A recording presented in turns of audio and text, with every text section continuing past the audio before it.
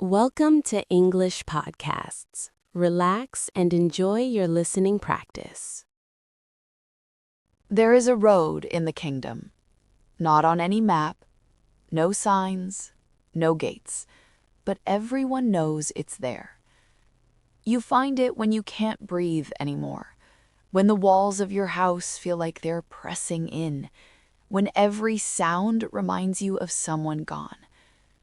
They say the road leads away from pain, from war, from debt, from love that turned to ash. All you have to do is walk. But there's a rule, never spoken, only known. Once you go, you cannot come back. And not because the path blocks you, but because you won't want to. She found it after winter, after the silence had stretched too long. Her son had died the year before, just 7 years old. A fever, a cough, then stillness. She held him until her arms went numb, sang the same lullaby 3 times, then screamed into the pillow so no one would hear. For months, she moved through life like a shadow, spoke when asked, ate what was given, but her heart, it stayed by his bed, in the small shoes he never wore again, in the drawing on the wall, crooked sun, 2 stick figures. One night, she heard an old woman at the market whisper, "There's a road, it takes you away."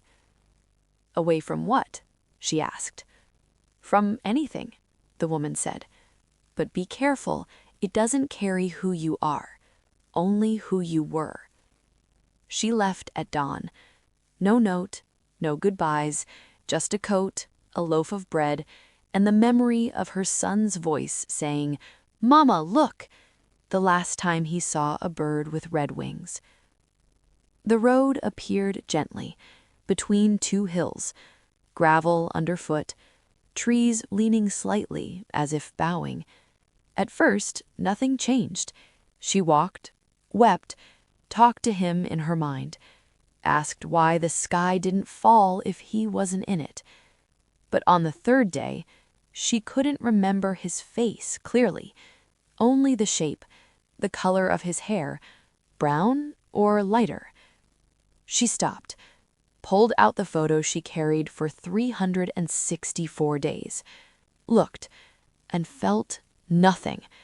Not grief, not love, nothing.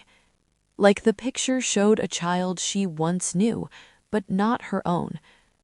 She ran forward, tried to force the memory back, recited the lullaby, said his name over and over, but the road didn't give it back.